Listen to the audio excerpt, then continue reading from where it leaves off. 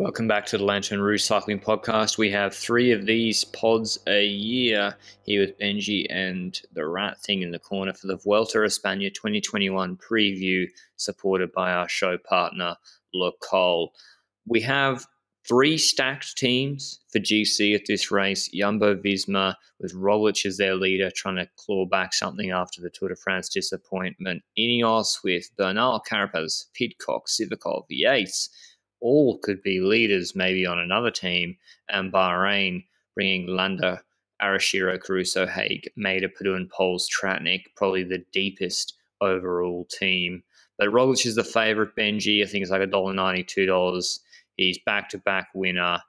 I think it's pretty appropriate. He's the favourite, really. Yeah, to be honest, I find the same thing. He's all-out favourite based on the terrain type as well that we'll go into in a second, but we know that he went out of the Tour de France very early on due to the crash, and he came back very strongly in the Olympics with that time trial.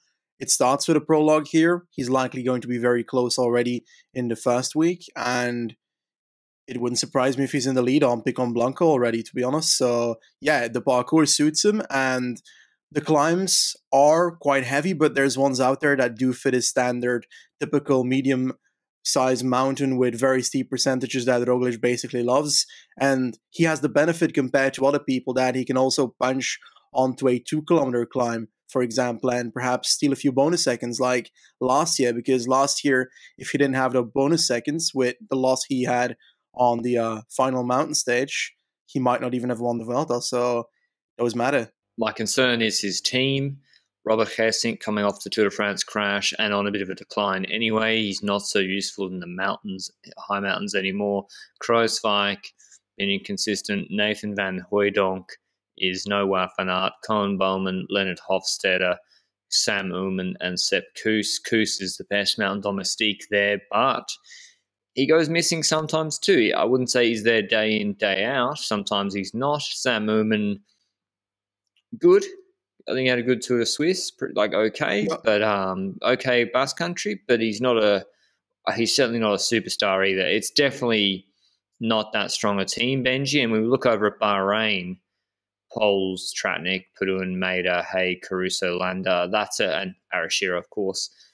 I'm actually a bit confused, Benji. How is Santiago Buitrago not in the Bahrain team after his Burgos performance second on Laguna Stenaya? Did they just want another engine? Because, frankly, I would have dropped Wout Poles and kept in almost Arashiro. I almost think, too many cooks in the kitchen. Yeah, I think so as well, because when I saw the team, I was like, okay, Landa's leader. But then you think about Caruso's Giro, and he's supposedly definitely going to be up there at certain points. Jack Haig had a great start to the Tour de France, was very good at, was it Dauphiné that he did?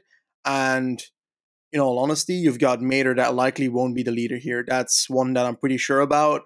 Pollen is the weird one because you obviously had his great performance at Dauphiné, but if we're looking at Burgos last week, then he was not the strongest rider at the team, with Landa taking overall there, despite him coming third, I think, in GC. So Padden could also be a co-leader, but I think he's lacking when it comes to the time trial, although I do remember him having decent time trials in his past somewhere. But yeah, Landa's time trial is not amazing either, so I guess that argument counts for every cook in the kitchen there. But yeah, you're right, there's a lot of people in that team, but I would not underestimate Bouwman on Jumbo's team, because the man had a really good Giro. He was 8th on Alpe d'Huez, 13th on Alpe Motta, 19th in the Cortina d'Ampezzo stage, 22nd on Segadiala. That's genuinely almost... that's the second best domestique on the team, if I look at this. Like, he had a really underrated Giro, and 12th in GC in the Giro as well. That's insanely good for Koen Bouwman, and I think that he's going to be the... Yeah, but it's still 12th in GC, you know? I think that he's likely to be the underrated rider on the team. Kind of the Vingegaard of last year, where we didn't see it coming completely before the Vuelta that he was going to be such a good helper, but I do think that Bouwman will be in this Vuelta. My concern more stems from their ability to control the start of stages. Yeah. I think actually, as you said, Benji, in medium mountain and the base of high mountain, even with Kuss, I think they should be fine there on the famous hockey stick shaped profiles like we have on stage 3, for example. I pick get on it. Blanco, rock up pretty flat or a little bit rolly, and then smash a 20-minute climb. I'm more concerned about their ability to control stages 17 and 18, where we are particularly stage 18, where the first climb in the first 50Ks, 10Ks, 8.5%, and we got flat before that. Nathan Van Hooydonk ain't getting over that climb. And Yep. so Hessink better get over it by then, because if you don't, you're going to be trying to control the flat with Sam Moomin again. And he might struggle to do that. We saw is this their Paris squad? Did Sam Moomin do Paris? He did. We saw on stage 8. I wasn't too impressed with the way they operated the bones of this team in helping Roglic after that crash, and that had Hofstadter, Omen, and Kruijswijk. So that's my main concern, and I think what chance, Benji, if, say, Roglic just has normal Vuelta, normal TTs, climbs normally, not dominant, but normal Roglic, what chance does Landa have to beat him straight up head-to-head with a 33K TT to finish? I'd say it's very, very low, right? Yeah, it's like 5 to 10% if you consider that a Roglic on a normal level is a equal to better climber, on paper better climber than Landa. I think Landa in his best days could be on the level of a Roglic, but when he comes to the time trial, the difference is gigantic. And so big. Yeah, he's going to take minutes likely in the time trials on this man. And in all honesty, that's where the weakness of Landa lies. But benefit of Landa lies in the fact that he's got so many cooks in the kitchen, perhaps too many, but if it's not too many, then he's got a lot of cooks to help out. Sous chefs, we shall call them. Well, that was my point. Thanks for providing the answer I wanted, because Bahrain will know that. Bahrain don't think that Roglic is going to lose time to Landa in the final TT. So that's why when I'm talking about controlling stages early in the stages and talking about profiles, for example, that stage 18, you're going to need to have a raid. We saw it to great effect with Caruso and the Giro on that stage he won, where he attacked with Bilbao with the DSM guys. I think they're going to have to try similar things on stage 18, where you have long valleys between these long steep climbs, where having a Tratnik with you can make a very, very big difference, particularly if Roglic is having to pull himself. So I think the way Bahrain win this Vuelta is playing multiple cards. If they play Landa head-to-head, if Roglic doesn't crash, I don't see it, to be honest. And similar with Ineos, Benji. Ineos team, I've mentioned them, Bernal, Carapaz, Narvaez, Pidcock, Puccio, Sivakov, Van Baal, Yates, Puccio, and actually, I'd say their flat medium mount control is pretty solid with Van Baal, Puccio, and Narvaez. I think so as well. I think Narvaez is definitely a decent rider. We saw that the Giro already. Van Baal also decent in controlling things. And Puccio is a very underrated factor of that team always. He seems to be always the kind of rider where you're like, okay, Puccio is back again. But he feels like the road captain, and he gets over climbs that you wouldn't expect him to get over. I swear in the Alpe Mota stage, was that the last one of the Giro, we had him getting over the first climb. Was that the San Bernardino climb, that gigantic 25-kilometer one? And basically be the rider that was pacing behind the moves of Bardet and Caruso on that stage. And the fact that he was still there after that climb says quite a lot about the capabilities of this man. And he can be there at a moment that you don't expect him to be there. And that's an important factor. It's a constant in the team so far of Ineos for a few years now. And I think that's also why they re-signed him, I think, for the coming year. But I'm not 100% certain about that. Here's the betting odds, and we'll see if we agree on whether they got the Ineos leaders the right way around. As I said, Roglic $2, Bernal $5, the first Ineos man in the betting. Then Carapaz $8. Hugh Carthy is he's the Vuelta a Burgos stage winner, aka the Simon Yates Tour of the Alps performance, into $12, fourth favorite, which is just outrageous. Ahead of Landa, like what the fuck? Landa fifth at $15, Yates $19, and Padun 26. First Movistar man, Lopez at 30, Mas at 35, Pidcock 35, Vlasov only at 41, despite an improved TT. Ciccone 34, and then long shots like Haig and Kuss at 40s, 50s, who run 67. Bernal, Benji, coming off COVID, he just crashed at Vuelta a Burgos. He did go okay on Lagunas de Naya. Carapaz had a heavy racing block. Who do you like out of the Ineos leaders? Do you think Yates and or Pidcock are the value or being underrated at sort of 20s and 35s?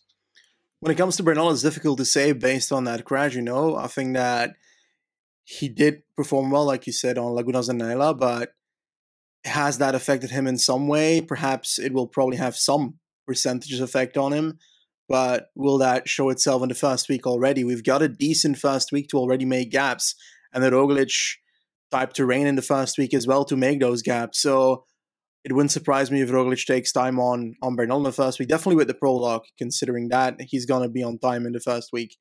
And the question is, can they come back? And once you're behind on the Roglic, it's hard to come back because you'll have to actually like hammer it, like you say, with the team.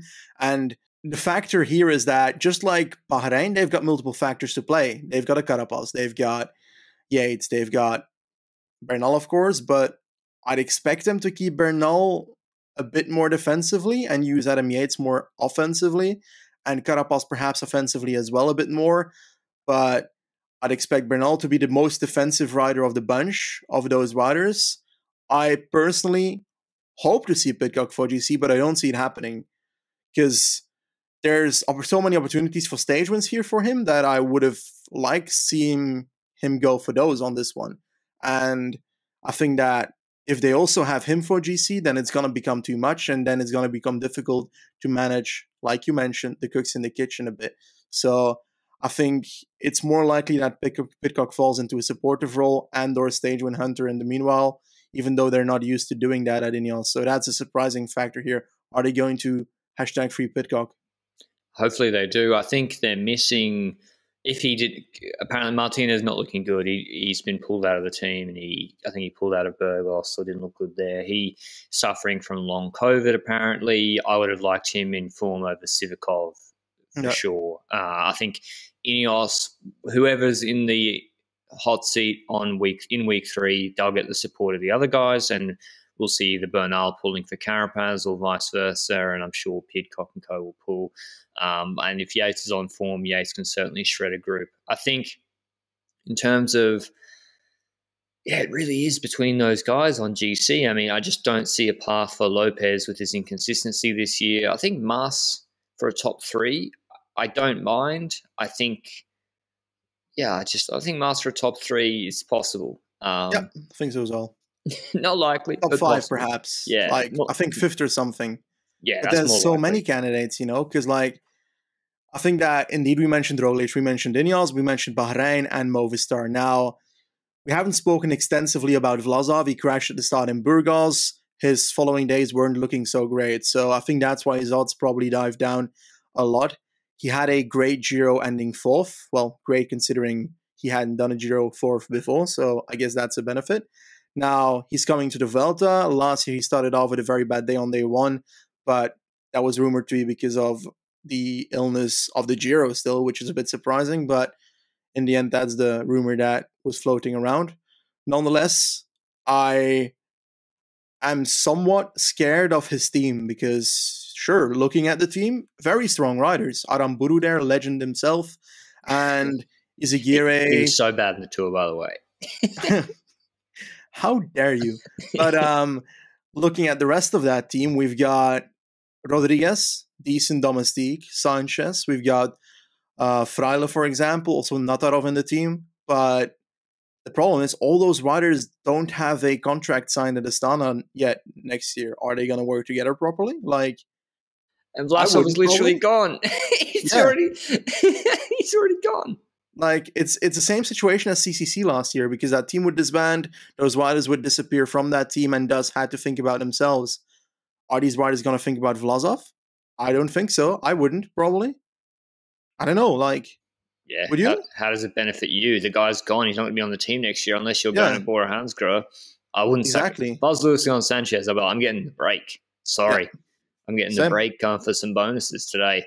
I think it's time now to go into the stage-by-stage profile analysis, which we know you love.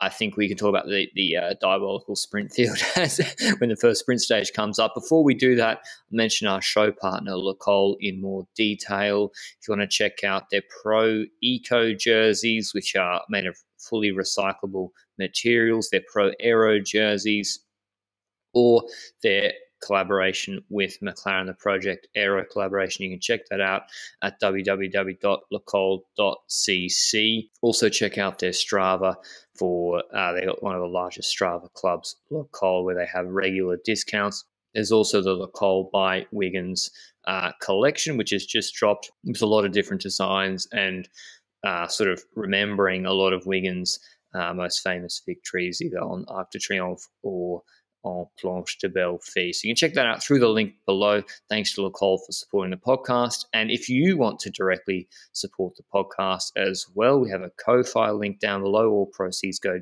directly back into the podcast and improving everything. And also there's a new feature that Benji just found out about because he's more tech savvy than me.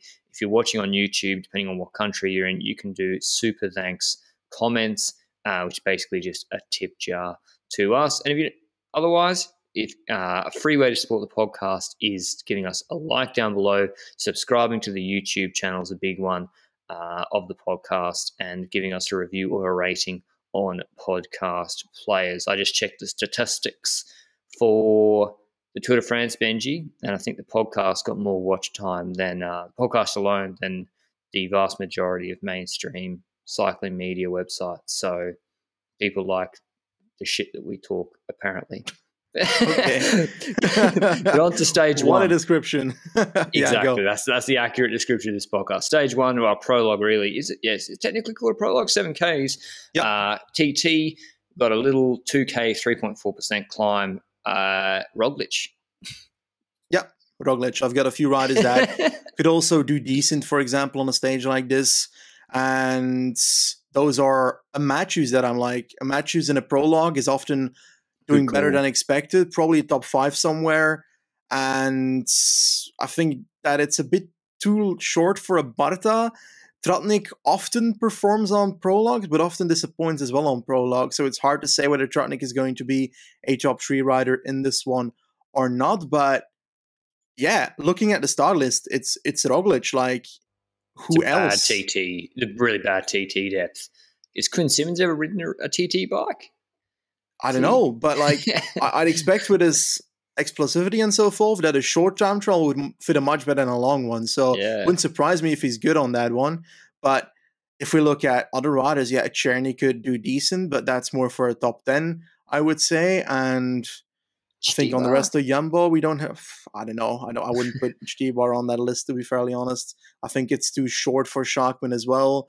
Grossschartner had some decent time trials in the past, but I genuinely can't remember if they were short or long. So I can't tell you about that one. But you know what's crazy, Benji, is how stacked like half the World Tour TT like start lists are all year, right? Even Romandy got like Thomas v Dennis v all these other guns and Cavagna. And then you have a Grand Tour leaders jersey up for grabs.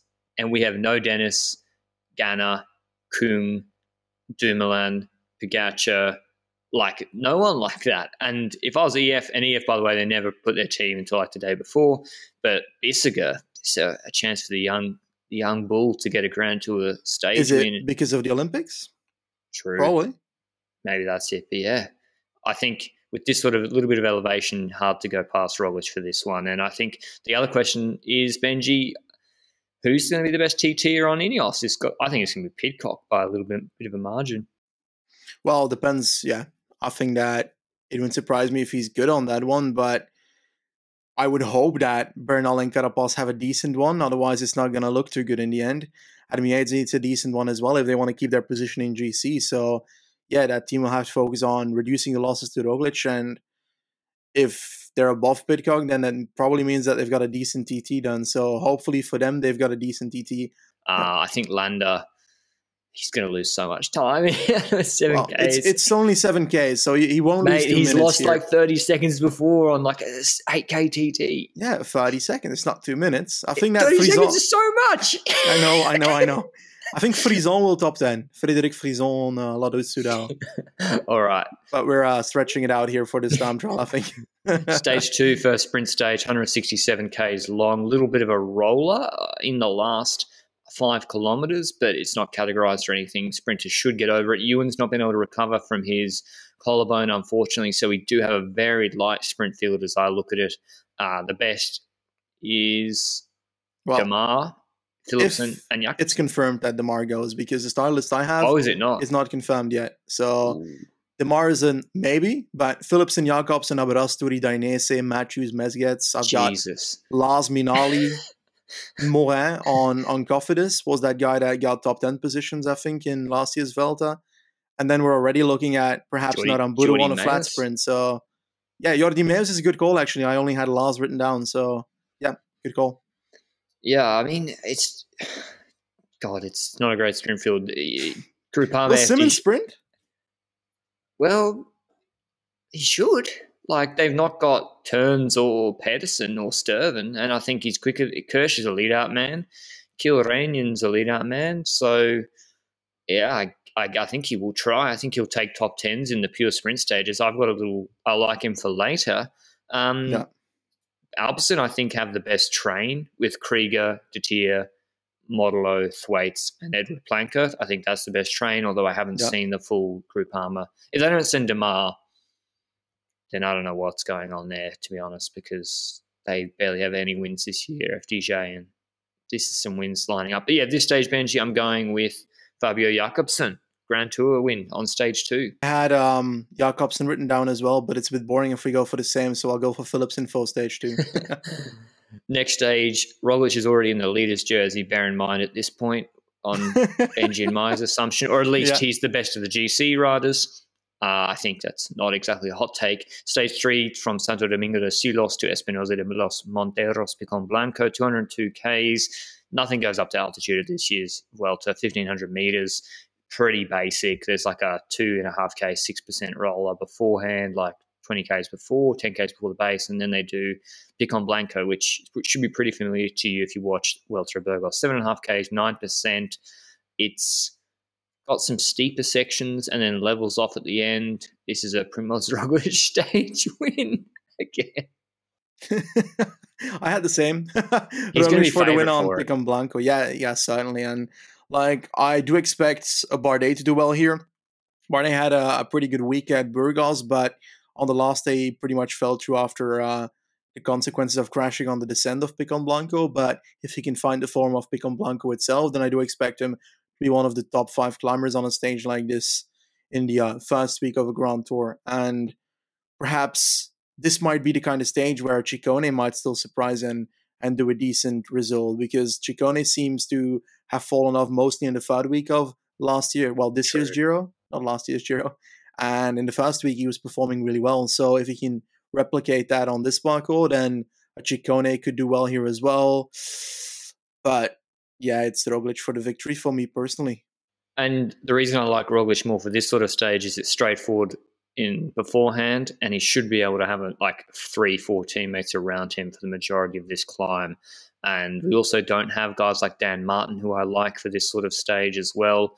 I think it's going to be difficult for, maybe if Yates and Co attack him, I think chance for an upset, honestly, is Pidcock if they do the climb slow. I think Pidcock is the quickest man here uphill,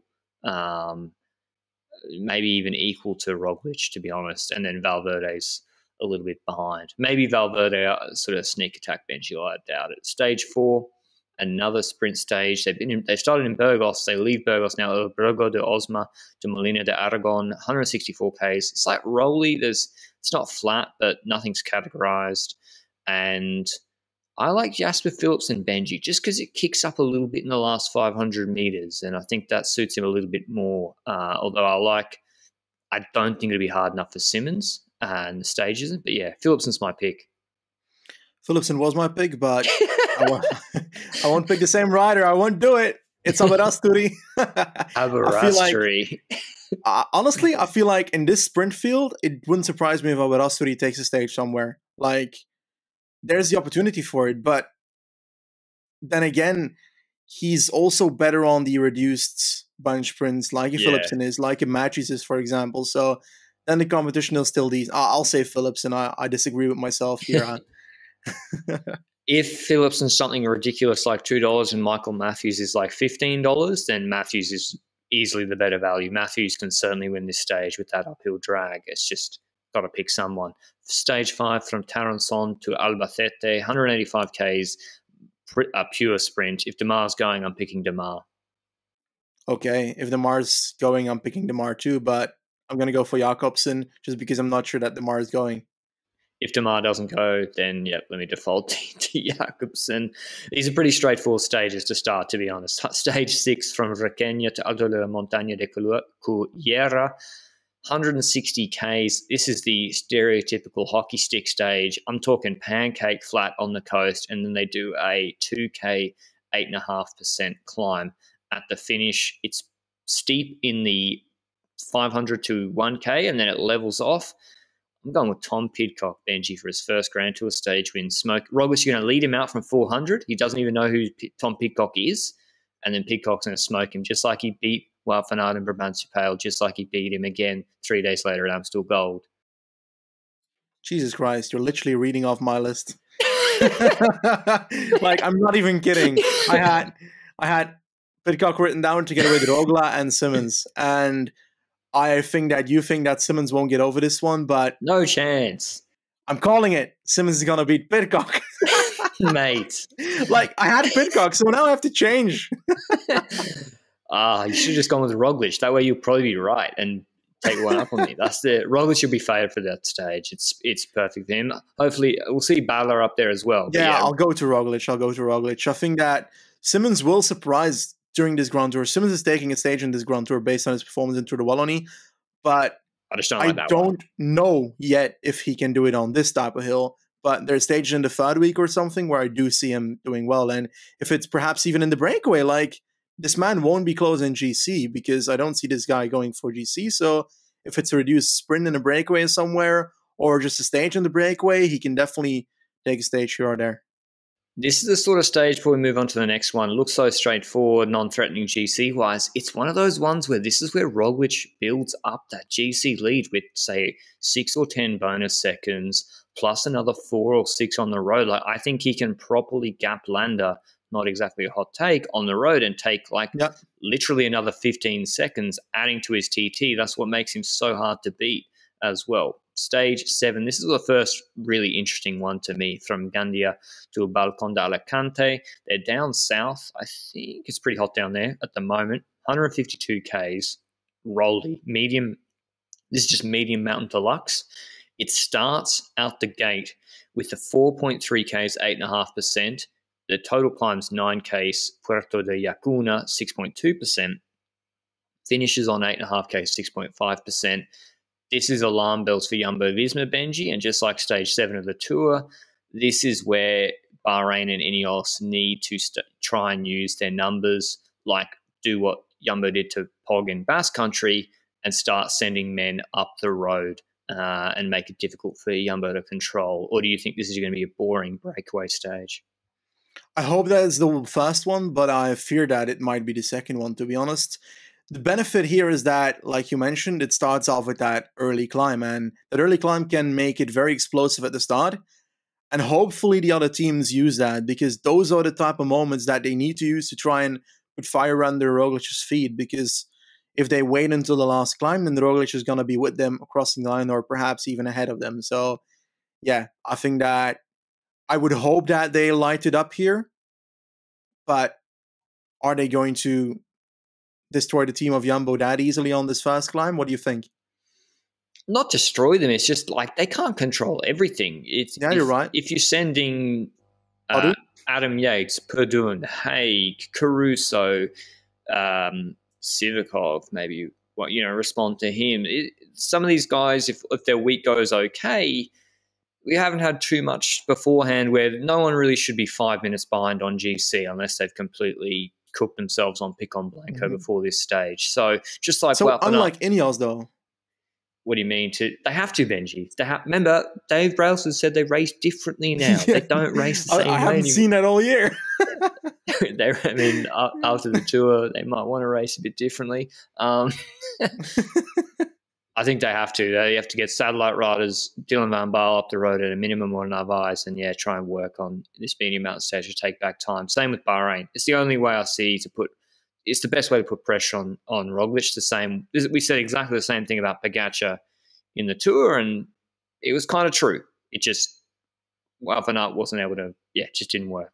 Otherwise, for a stage win from a break, I like Thymen Arensman for this, Benji. That's who I'm going with. I have two names, and I'd like to spread them out over the coming mountain stage.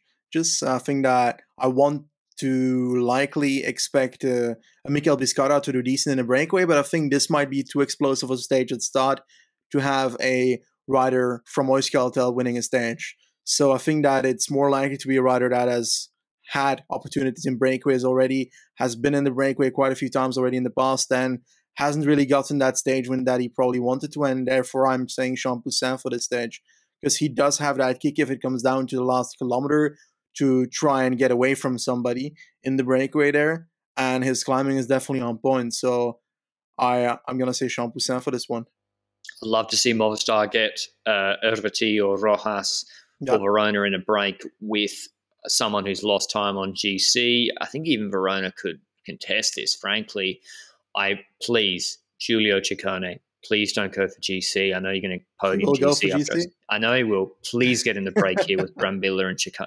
Brambilla and Ciccone and Kenny in this break, stage win locked for Trek, but they won't do it.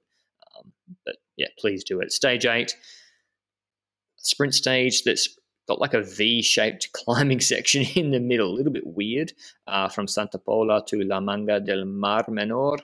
It's like pancake flat for the last 40 Ks. They've got 3 Ks at 5% descent, 2 Ks at 6%. I'm going with the Mar, Benji. I'm going with Philipsen. I think that Philipsen has done decently at the Vuelta before last year. I think that this might be the year where he can be the more dominant factor in the sprints, because I'm scared to say Jakobsen a lot because I don't know how good he will be across 3 weeks, knowing what he's come from. I hope that he does really well, but I have more confidence in the consistency of Philipsen, for example, throughout these stages, just because that sprint train is also the better one on paper right now. Now, if the Mar shows up with Skotsson, Konovalovas, Guarnieri, and whoever the other guy is that I'm missing in that train, then it's also a very strong train. So that could totally switch the dynamics of the sprints based on what they announce when they announce their team. So I'm still going to go for Philipsen for this one. Stage 9, from Puerto Lumbreras to Alto de Vellifique, 188 Ks. It's a high mountain stage, and it's pretty hard, actually. They have a 30-kilometer, 4% climb in the middle after some rolly false flat climbing. They then have like a 7K, 4% climb, and then 13 Ks at 7.2%, which is pretty regular. The long climb has a steep section in the middle where it would be perfect if you have a satellite rider up the road to attack there, and then you got long descent, and it's a perfect place to mount an attack, the long climb in that steep section. So I'm going with Marc Padun for the stage win, Benji. Okay. When I'm looking at the stage, the final climb starts off much more steep than the latter part of the climb, the Alto de Vellifique. We start off with 10% basically on the first 5 kilometers, and the latter part is like 6 to 7%. So I'm expecting most likely the action in GC to wait until that climb starts, and it actually exploding from near the bottom of that climb, and people trying to make early attacks there. If you're Ineos, that's where you want to try and make sure that you push Jumbo into a bit of a defensive mode. What happens if, for example, you say, let's have Adam Yates attack 3 kilometers into that climb on the steep section and see how Jumbo reacts to that.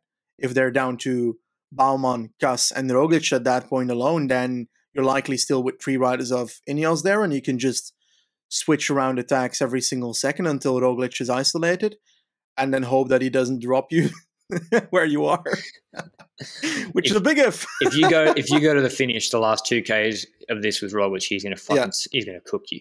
So you need to open up early, and same for Movistar. Like, they've got multiple factors, but the problem is multiple factors that they used last year. For example, I swear there was like one climb in the Vuelta where they decided to go early with Valverde suddenly to push, and then everybody was like, "Oh, you shouldn't have pushed that much because you pushed miles over the limits." I swear I saw that in that Netflix documentary. But Movistar are really good at getting satellite riders up the road. They do it consistently and successfully. They just often don't use them in the way I'd like. But again, this is a stage I'd love for satellite riders where they can get over a long climb and be helpful in the descent and shallow gradient climbs before the final. I'm hoping, because the Giro and Tour haven't been the best. I'm hoping the Vuelta is super exciting despite Pogacar not being here, and they open it up on the long 20k, 29k climb.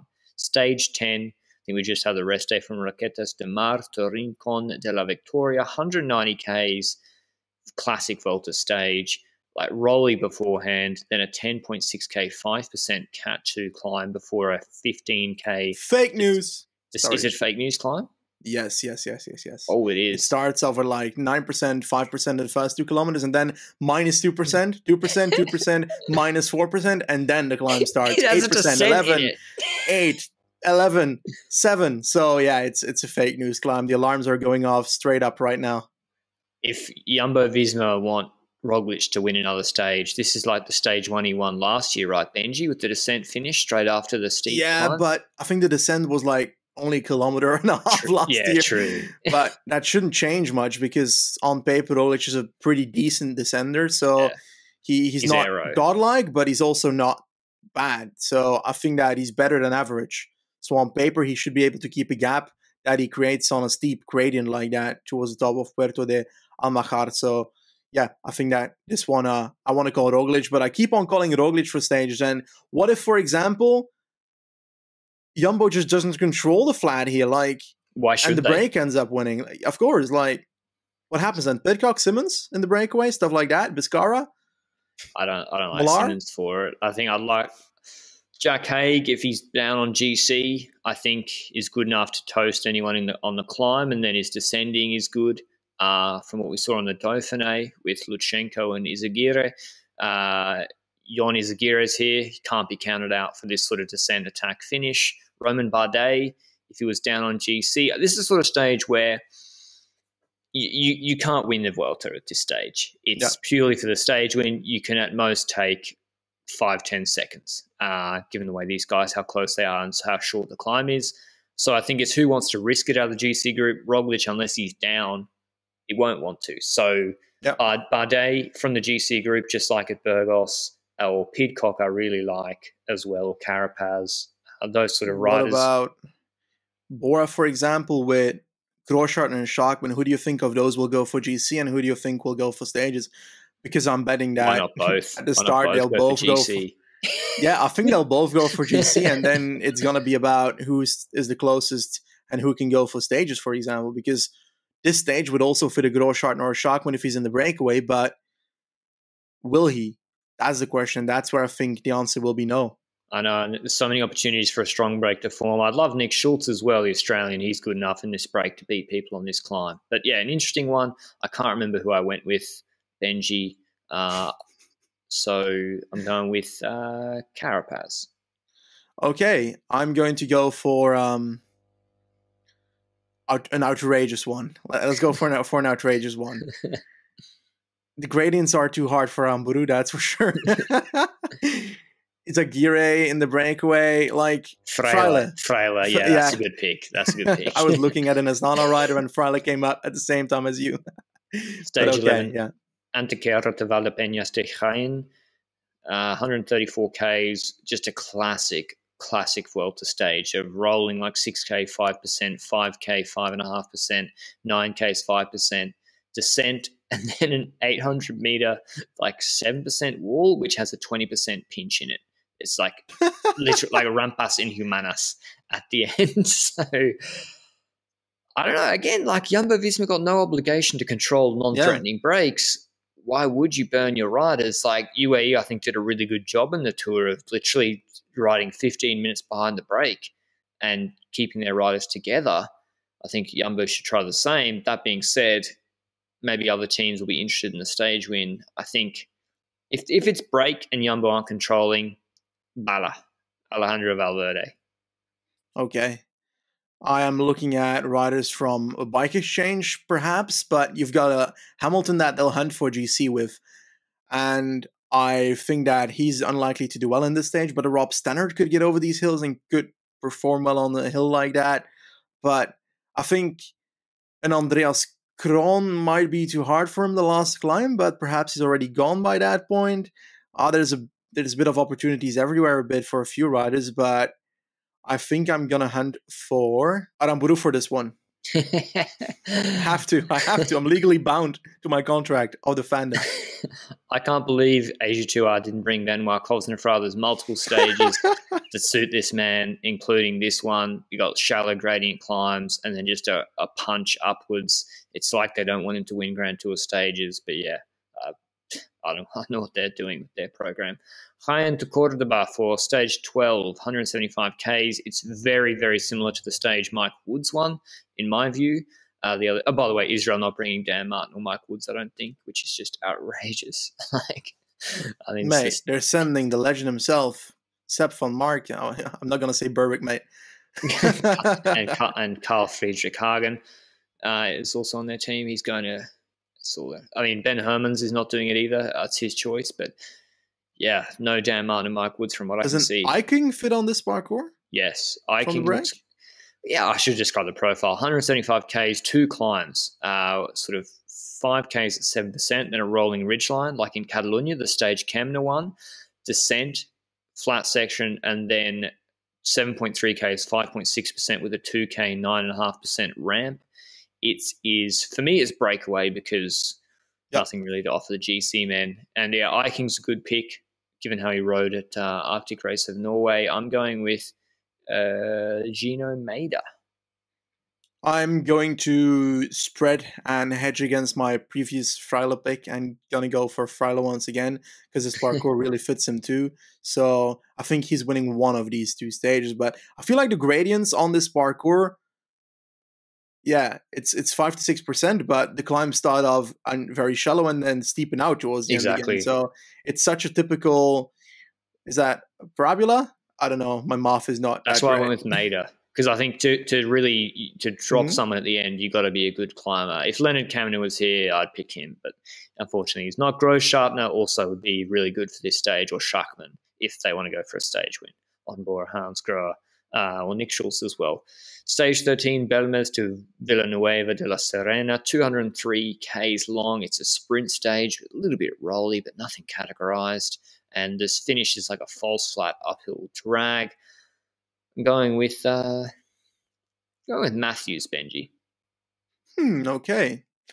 I kind of want like a complete outsider to win a sprint stage here. Like, for example, a Soto at Oiskaltel after how decent he was riding in, was it Norway recently as well? I think top 4, top 5 in a sprint somewhere. Trentin. But I think that we're going to have, this is again an outrageous pick of mine, I swear, but I think we're going to have the resurrection of Riccardo Minali after so many years. Holy.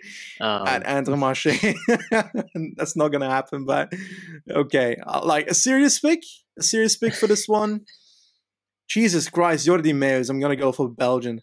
Yeah, that's not a bad shout. Juan Jose Lobato, I don't think we've mentioned him. He's quite fast. I think it's a little bit too easy for him, though. Next stage 14 from Don Benito to Pico Villarquas, 166 Ks. This is just so only in the Vuelta. 7.5 Ks, 6%, short flat section. 3 Ks, 13.5% with 70 Ks to go.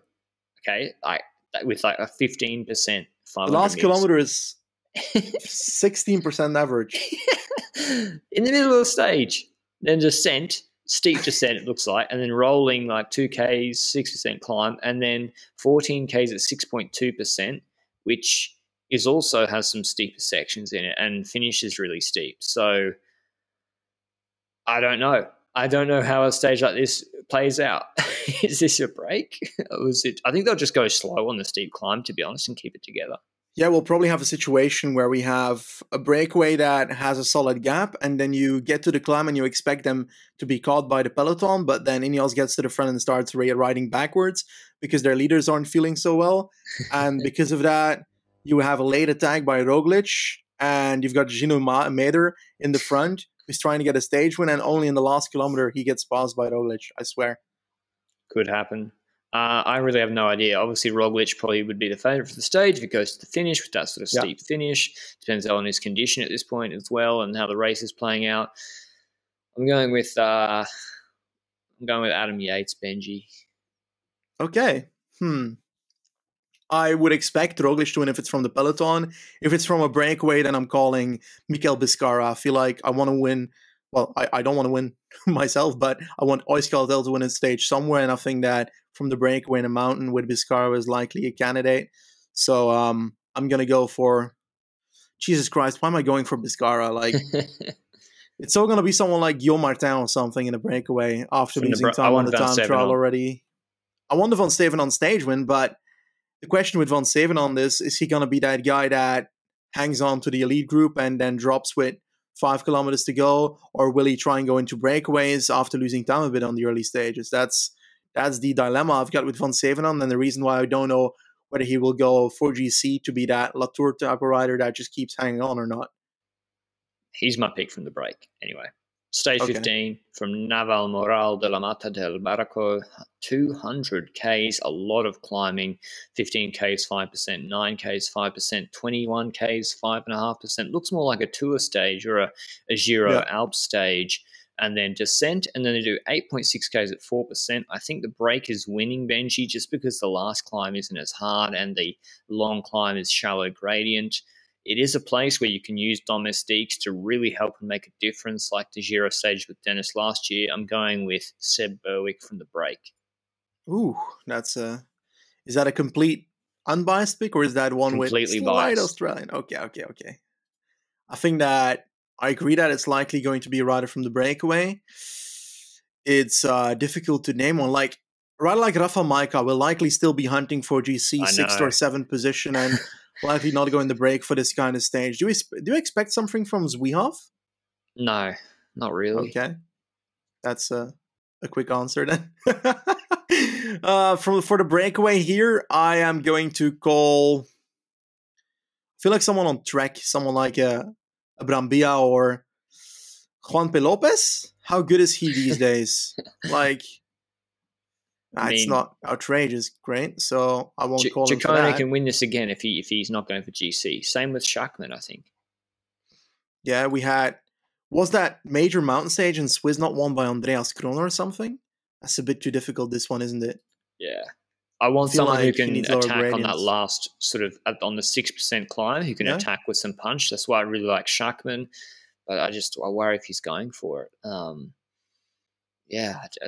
I don't know. I think Haig, if he's in the break, or Caruso, of course, can try. Jan Trutnik can win this stage, by the way. Okay.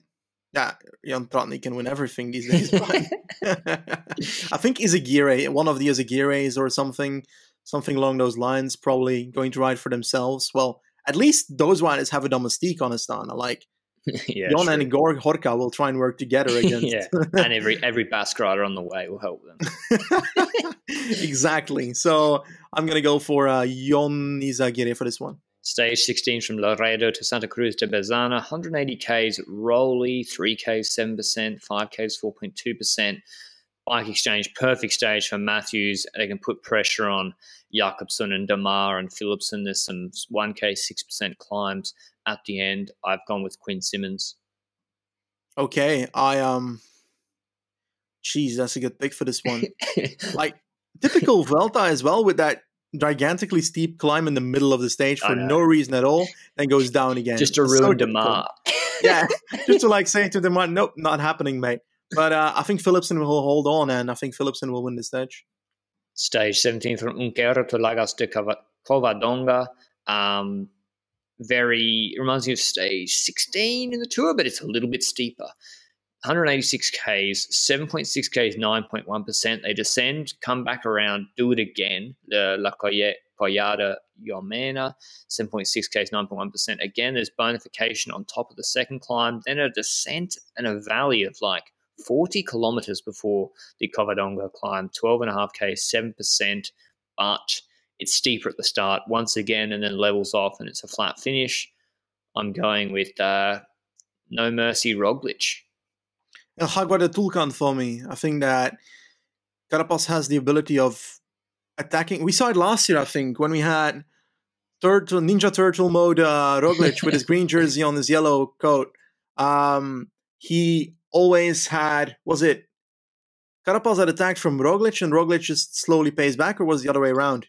They had some good battles on one stage where they actually attacked each other from like 2Ks to go and went back and forth, attacking I think each other. that this flat part on top here is good for Carapaz because he does have that ability of switching to a proper gear on top, a big ring, and keep that going after an attack, for example. So that's why I'm looking at Lagos de Covadonga and I'm saying, yeah, this could fit a rider like that. So I think I'm going to go for Carapaz. But the problem here is that we can say that all we want, but it will all depend on the situation that Ineos is in at this point. If Bernal is, for example, their leader and the rest is 5 minutes behind, then Carapaz will likely not be hunting the stage here. He will be working for Bernal. So it's a very, very risky pick, Carapaz, for this stage, not knowing what the situation of Ineos will be like. But from the team of Ineos, Carapaz is the one that, to my memory, crashed the least. So that I trust the most to be there at this point in the race. And if Roglic already has like 3 stage wins, 4 stage wins, and they don't want Jumbo-Visma to pace and tire themselves out before stage 18,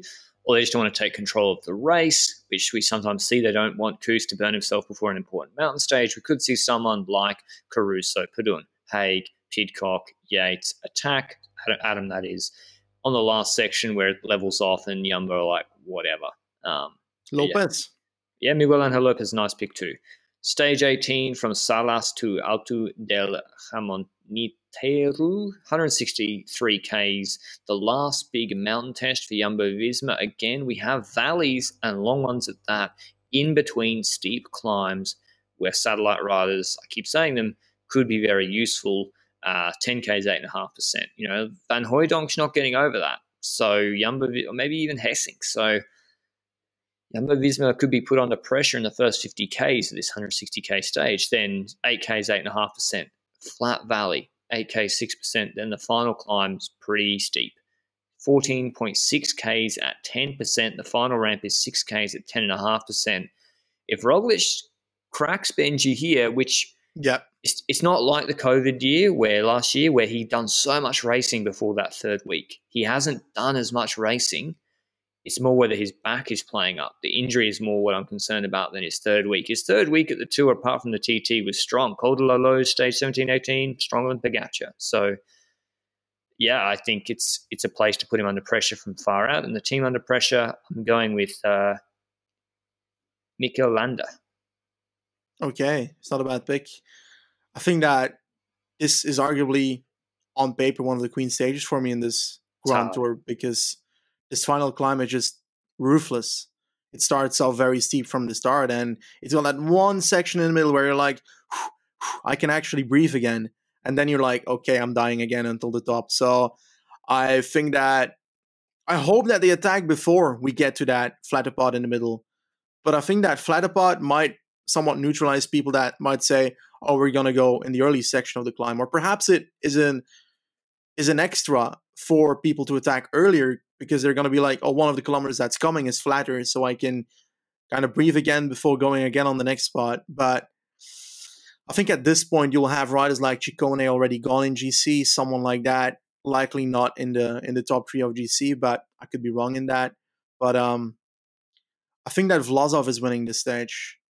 He will not have team support throughout this race, but we've seen quite a few times already that when Jumbo is in the lead in GC, that they likely somewhat control the race in the sense that he can just follow Roglic.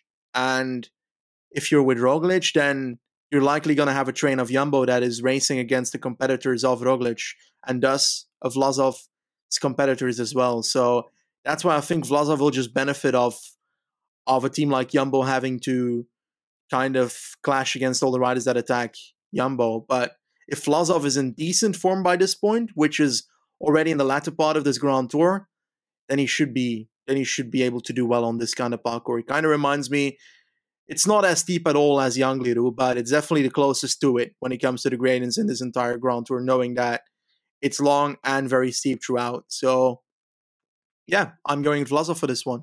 My underdog pick from the GC group is Jay Vine. Jay will go and watch Laguna Seca Sosa against Remco Vuelta a Burgos 2020 in August. Yeah, Carthy too. Watch that race and how Sosa attacked super late, wasn't a GC threat. I think that's an option for Vine to be able to attack in that 12% pinch in the last 1,500 meters, and the GC guys say, whatever, and he can win the stage. He has the talent to do it on this uphill watts per kilo test. Stage 19 from Tapia to Monforte de Lemos, 190 Ks, rolly sprint stage. A sprinter in good condition really should be getting over these climbs. And so I'm going with Jasper Philipsen. This is the kind of stage where if you've got an Asgreen or a Cavagna, you attack on that small hill sure. with 25K to go. But I don't feel like there's too many of those candidates on the start list that could do something like that on this terrain. I think Philipsen is also the kind of candidate I'm looking for, being in the third week of a Grand Tour, not knowing whether Jakobsen's third week is going to be as strong. That's why I'm also eager to lean towards Philipsen, because on paper he should still have the team to work for him at this point in the race if they haven't had too many crashes their way. But do you think the climbing pod at the start could offer an ability of a break to form with the likes of a Czerny, for example, or I was just thinking like that? I think it's a pretty... I think Quickstep like to hedge their bets on these stages, and so they might send Stybar, Czerny into the break. Same with Bike Exchange, send Mezgec, and then UAE will send Trent in. All of a sudden, you've got 6 of the World Tour teams represented who have sprinters, and no one's chasing it, and it's all over. You know, Nico Denz for DSM gets in it instead of Dainese. Yeah, so I think you're right, Benji. Break can definitely win. Stage 20, San Getxo, we're back in Burgos, I think, area, to Moscastre de Urville, 202 Ks. It's what Roglic won't want to see, this sort of stage. Yeah, so chaos. Absolute chaos. 203 Ks. It is like a jagged comb. It's like 5Ks 4%, 5Ks 4%, 2Ks 6%, then just rolling, then another 5Ks 5%, 9Ks 6%. There's ramps, though, in these climbs on like the second last one of 1K 10%, just a horrible stage to control. And I honestly don't really know who's going to win, Benji. It's like an uphill drag of 6Ks 4%, 5% to the finish. You need punch to win this. I'm going with Izagirre. I'm saying Izagirre because this feels like that kind of stage where the one in the Giro 2-3 years ago or something, 2018 probably, the last mountain stage where Bilbao ended up winning after being in the breakaway, when Landa and so forth caught up with him and Nibali on the 20th stage, and Bilbao just sprinted away from the elite group that caught up to him. And I think that Izagirre might do something similar. I'd like on Andrea Baggioli for this stage. Yeah, we've spoken not much about him, and I feel like he might fit better for a few stages we already spoke about, but I didn't think about him. Valdepeñas Jaén, the one with the 20% pinch in it. I like Baggioli. This kid has serious punch. He's quicker than Valverde now. He's really fast. He just doesn't have the climbing consistency. He won Royal Bernard Drôme. Yeah. I'm going with Baggioli for this stage. I really like him. Okay. Good pick. Stage 21. I think a lot is going to happen on this stage, GC-wise. I don't want to jinx it. They have to explode it. Come on. If Landa's on the same time, or even if Landa's a minute ahead of Roglic here, Bahrain still have to go all in, right? Of course. Even if it's 2 minutes or 3 minutes, I'd say go all in. Yeah. The problem with Landa is that if he's second, then he hasn't podiumed the Grand Tour yet, I think. 1 second of it, right? Once? No, he podiumed Giro 2015. Oh, yeah, you're true. But since then, he didn't... No, sorry. Since then, he hasn't podiumed, so perhaps he would like to podium a Grand Tour and play defensively. But come on, don't do that, Landa. Don't do that to us. I hope not. And they definitely don't need to maybe attack with him, but they can play other riders like 10K 6% with some steep sections in the middle of this. It's begging for a team to put Jumbo-Visma under pressure here. Hopefully we see it. I just don't want to jinx it, but it can happen. Same logic as before. The final TT from Padron to Santiago de Compostela, 34 kilometers long. Kind of looks like the Tokyo TT. Frankly, we have 1.7K 7.5%, 1K 6%. Roglic will be the favorite. Roglic should win it and then take his third stage and the Vuelta third title in a row. yeah, that's all I have to say. It's a third week time trial. Oof.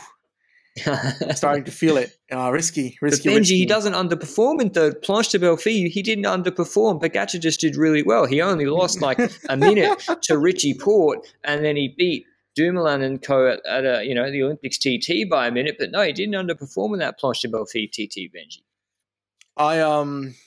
It would be spicy if he doesn't win this. I kind of hope it for content purposes, like just the time trial, and like I'm fine with him winning GC. I love it, but I think that it would be spicy if he just doesn't win the TT, and we've got someone like Resurrection of Barta after having a bad season and having that good time trial last year, for example. Is it long enough? Is it too long for Tratnik? I don't know. I feel like it might be a bit too long for Tratnik, but then again, it's Tratnik, so everything can happen with Tratnik. On paper, it's Roglic either way. Like in the Vueltas that Roglic has done, he's always had average to mediocre. That's the same word, but okay. Average to mediocre TT competition, and that's why he's likely won most of them, but he's also not been terrible at them, despite the level of them just not being that high. So I think this is just the one that he will also likely win, and yeah, despite the competition not being that great, he'll likely be the better one of the competition. Roglic did 2 TTs in 2020 where it was flat and then proper climb, steep climb like the Vuelta one, which he won by like half a second ahead of Barta. I think if the Olympics is anything to go by, these longer rolly, like not a steep climb, still in TT position, it's where it's at for him. So he really should be dominating this. I mean, I'd love to see Pidcock off the top rope claiming GC and the TT win here, but that's very wishful thinking for content purposes. But yes, Roglic, and he probably should close out the Vuelta here, and that's all there is to say. I mean, who do you really, deep down, Benji, who do you think is the real one rider who's the threat, or is it impossible to say and it will just be like the two strong teams as a whole and it could be any of the riders on there? I think the biggest competitor for Roglic is himself, in the sense that himself and his team, if they can hold up, then they're fine. If they can't hold up, then he's not fine. And Roglic has often had situations in races, we've mentioned them countless of times before, where if something doesn't happen according to plan, there's panic in the Jumbo house. And usually that's when he starts losing time. We had that last year at Formigal, and that was with the rain jacket and the madness surrounding that. And then suddenly everybody was gone, and then Kaz was 5 minutes back or 7 minutes back, and Roglic suddenly was trying to come back alone, and madness like that. And there's a lot of potential for stuff like that to happen, and that will likely only happen if other teams go ham on him. But I think his biggest competitor is himself. Is if he can hold himself decently for 3 weeks straight, then he's going to be fine. And if he's got a collapse again in the third week, then it's likely going to be blaming himself more than others, to be honest. And Kuss is an interesting one as well. Like, what are they going to do with him? Is he going to get some stage hunting freedom? He did in the Vuelta last year or 2019. He did in the Tour de France after Roglic crashed out. Obviously, if Kuss is in the break on stage 18, he's going to clean it up unless Badun's on a good day. So, yeah, I mean, it'd be interesting to see what they do with Kuss. I think that'd be pretty risky to be doing that with him at a pivotal moment there. I think I agree with you, Benji. Like, it's not much really to say. If Roglic is on, he's on. I think the more interesting is who we think will come second and third. Now, obviously, if Roglic crashes out, then stuff like that happens. But second, I'm going with Bernal.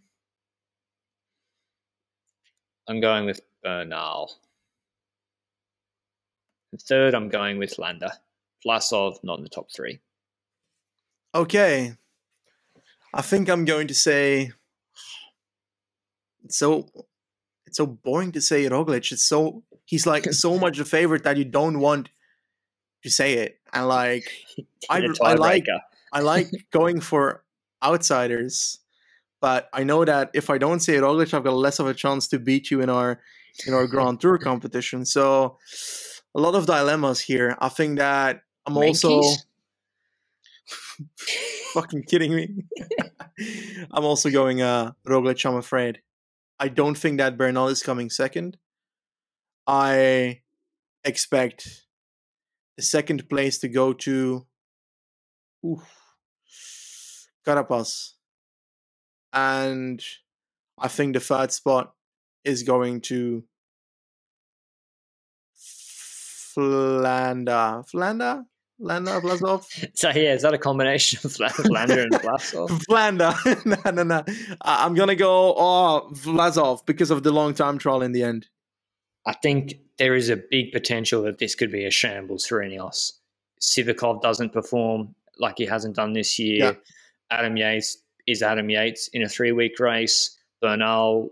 Still the Vuelta, though, so it fits Yates on paper, but these are all things that could go wrong. I know, after UAE, this should suit him. Like, come on. Yeah. But Bernal's back plays up. Carapaz is tired and, just a different rider. A lot of things could go wrong for Ineos. And his question is Bahrain, they just keep winning, keep on winning. And that's why I like Landa to do well. And he really should. He is a better climber and more consistent than others. Bardet I really liked for a top 5, but he'd gone done and crashed on that descent. Really, it's tough to pick him. I've got him on now. 5th, Bardet. Yeah. Vlasov, we'll see how he goes. But yeah, that's my podium. Roglic, Bernal, Landa. And Landa, I might even like a little bit more than Bernal. Don't hold me to it too much. But yeah, that was our analysis. Who do you think will be the best sprinter, Benji? I think both of us kind of picked Philipsen most of the time. But I think Jakobsen early on in a pure sprint is quicker than him, even now, right? I find it hard to say that. I don't know. I generally can't tell you because we don't have too much data recently since his accident. Sure, he has beaten sprinters, but they weren't crazy level. They had Groenewegen, but the stage wins that Jakobsen had was not a 1v1 versus Groenewegen next to each other. True. The one that he won for early on was without Groenewegen in the top 10, if I recall correctly. So, yeah, I think that I'm going Philipsen because I like his consistency across the board. And throughout this Grand Tour on paper, the hilly terrain, he can get over more easily than Jakobsen, for example. So I'm looking at him for the green jersey. But there's something going around right now because there's 2 road books going around, 2 official road books. And one's the online one and one's like the written one. And apparently there's a difference between the point system in either of them. So right now it's still unclear whether the point system has actually changed or not for this Vuelta. But Roglic is winning it. It's the Vuelta. They were going to switch it and make it very make it like the Tour. Yeah. And on paper, that was the plan. And one of the road books, the official rules, has that it's a tour-based like thing with like 20 points at intermediate sprints, for example, stuff like that. And right now, there's one going around where that's not the case. So it's hard to say if it's the old system, then it's Roglic. If it's a new system, I have Philipsen. All right. I agree with that. Maybe, except I'd put Matthews over Philipsen if it's the pure Tour de France system. So that's our points jersey. Who did I say? Jersey. Roglic. Okay. Young rider. It's actually interesting because we don't have Pogačar here, which we kind of glossed over, but, he's not doing it. It's a shame for the race, but it is what it is. Young rider is, I guess, Bernal by my logic, right? Who have you got? I had Vlasov for that. Is he still young? He is still young, right? Is he? 25? Oh, he just. Is it up to 25 or 25 included? I think it might be included, which is kind of outrageous. If it's included, then I'm saying Vlasov. He was at the Giro. He was young rider, so yeah, Vlasov. Okay. I'm eager to support for Van Sevenant for this, but there's no way in hell that he gets that close in GC because he looks like a kind of rider that has a terrible TT. For KOM, I'm going with Wout Poels. Okay, that's actually a nice one. Nice call. But no Mike Woods this time. No Pogačar. Yeah, but won't you have to support the team this time around? I don't think that's what Wout Poels is really interested in doing. I'm expecting your boy Bouchard to come around again. Bouchard he's going for GC. I got some French intel. You got to be kidding me that Bouchard is going for GC. Seriously. He had a good run at Burgos, so it wouldn't surprise me, actually. But you still want to go with it? You lose too much time. But that's too late. You need to pick up the points throughout. Yeah, exactly. Like, if he... Oh, you're right. Damn it. Oh, first week isn't that hard. For context, by the way, everybody, Bouchard won KOM at the Vuelta in 2019 and KOM at the Giro this year. So when the man goes for KOM, he can get it. Yeah, exactly. And apparently that's not going to happen this time around because if he I goes hope he for wins, and that, I've trolled you. Yeah. Oh, come on. Like, who do I switch to? Like, there's... it's not that straightforward. Like, someone on Euskaltel, no way in hell I'm going for someone on there for KOM, right? Like, Herrada or Martin, but Martin will likely hunt for GC in the early stage and also lose out on points that way. I would hope Aru goes for stage and just hunts for KOM. That would be amazing. But Aru's a good shout. He's looking better, seriously. Like, yeah, but he's not going for KOM. It's Aru. I'd love it, but no. Leave Aru alone. Come on. I think that I'm still going to go for Bouchard. Like, come on. Okay. Like, don't you think Champoussin will go for GC more likely? Probably. Yeah, come on. He got sixth in Tour de l'Ain. Okay, then again, that wasn't really the Tour de l'Ain of the past. Did you know that Perry Pancha was going for GC at the Tour? Because apparently he was. Yeah, I know. They don't mind having multiple people going for 10th on GC. That's what they do. All right, that's all the jerseys wrapped up. I went with Wout Poels redeeming himself after the Tour de France. I think that's everything, Benji, that we need to say. We've picked our winners, picked our stage. 3 stage winners, like in general, that will win a stage. Come on. Roglic. I meant like breakaway riders. This is too easy to say Roglic, mate. Roglic, Philipsen. I'm going with, Jay Vine, Quinn Simmons, and you want like real dark horses? Mads Schmidt was my dark horse. And Christian Odd Christian Eiking. Okay, I've got Andreas Kroon. Yeah, good shout. I think I'm also likely to... I was going to say the same rider that you said, but I forgot his name now because I don't know why. I think Juan P. Lopez will win something, and Bajoli is one of the riders that I have for a stage win. But Juan P. Lopez seems like... I don't want to say it, but he seems a bit overhyped based on his performances so far. Yeah, I know. Like, he's 24 and sure, he's from 97, the best year ever, but it's likely not going to lead to a stage win here. So I'm going to ditch that idea that Juan P. Lopez wins a stage. I'm going to say someone different very quickly, and that rider is going to be... Will we see Mankey's doing something? Probably not. But I'm here for a breakaway. No, Mankey, seriously, he can win a break. Like, he was in... Yeah, I hope Taraman. Mankey's was in really strong tour breaks and just didn't. They were just too strong for him. We've got the Herrada brothers here. I hope Aru goes for a break. Pozzo will sneak into top 10 on GC. Tobias Biro. Aramburu. No, maybe. He's winning a stage. Like, somewhere he is winning a stage here. Come on, he has to. If he doesn't, shambles. But as I said, if you like these previews, the big ones that take the most time to put together, you can support the podcast through a super thanks down below. Give us a review or a rating or Ko-Fi donation, and we'll see you with the Stage 1 recap of the Vuelta later this week. Give us all your comments and maybe give us your stage and GC predictions as well, because it's always us getting laughed at on Twitter. Until then, ciao.